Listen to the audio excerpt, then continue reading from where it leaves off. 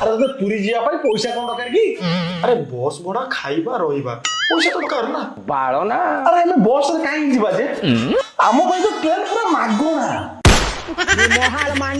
ଚାଲ ବେ ଡରା। ଏଇପା ତମମାନେ ବିଲିଭ କରିବନି। ଆରେ ସେଦିନ ଗାଧେଇବାକୁ ଯାଇଥିଲି। ଗାଧେଇ ଗଲା ବେଳକୁ ଟ୍ୟୁବଲ ପାଖରେ ପ୍ରବଳ ଭିଡ। ସେଇଠି ବାଲ୍ଟି ରଖିଲି, ଡାଇରେକ୍ଟ ପୁରୀ ପଳେଇଲି। ସମୁଦ୍ରରେ ମନ ଭରିକି ଗାଧେଇକି ଡାଇରେକ୍ଟ ରୁମକୁ ଫେରିଲି। ଆଉ ସେଦିନ ଠାକୁର ପୂଜା କରୁ କରୁ ମାଚି ସରିଗଲା। ଡାଇରେକ୍ଟ ପୁରୀ ପଳେଇଲି, ପ୍ରଭୁକୁ ଆରତି କରିକି ଆସିଲି। ସାଙ୍ଗ ବିନା ଟିକେଟରେ ଯାଉଛୁ, ତତେ ଟିଟି ଧରୁନାହାନ୍ତି? ଆବେ ପାଗ, ଟିଟି ବା ନିଜେ ମତେ ଦେଖିବାକୁ କହୁଛି ପଳା। ଆରେ ସାଙ୍ଗ ତୋର ଏତେ ଚିହ୍ନା, ତାହେଲେ ଆଜି ଆମେ ପୁରୀ ବାହାରିବା। ଆଉ ଚାଲୁନ ସାଙ୍ଗ ତାହେଲେ ଆମେ କରମଣ୍ଡଳ ଟ୍ରେନରେ ଯିବା। ହଁ, ସେ ମୋ ବାଳ ଟ୍ରେନ। ସେ ଟ୍ରେନରେ ଗଲେ ପୁରୀ ପଛରେ ଆଗେ ସ୍ୱର୍ଗଦ୍ୱାର ପହଞ୍ଚିବୁ।